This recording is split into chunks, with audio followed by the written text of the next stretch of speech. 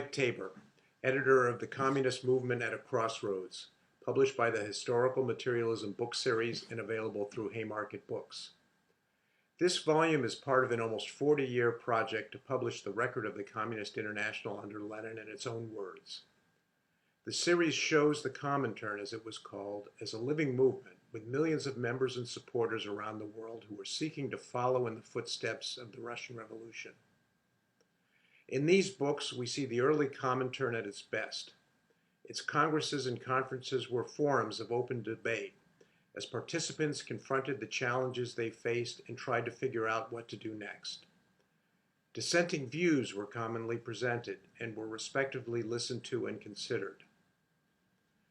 The present volume will be of special interest both to those studying the history of the World Communist Movement as well as to activists seeking to examine key strategic questions that remain on the agenda today. The single biggest issue dealt with in this book is the United Front. The question was posed as follows: how could the working class, whose leadership was sharply divided, nevertheless unite in concrete action to confront a capitalist offensive that was sweeping over the world? And how exactly was a united front to be built? Readers will see how these questions generated debate and opposing views. Then, after the policy was adopted, we see how it was carried out in practice. The book contains a number of other important themes. There was the 1923 discussion on fascism, the first serious examination of this question in the history of the Marxist movement.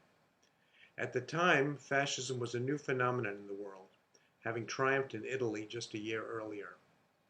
There were also growing fascist movements in Germany, Poland, Czechoslovakia, and elsewhere.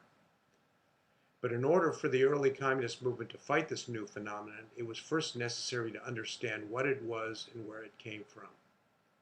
That was where Clara Zetkin's report and resolution came in, published in this book.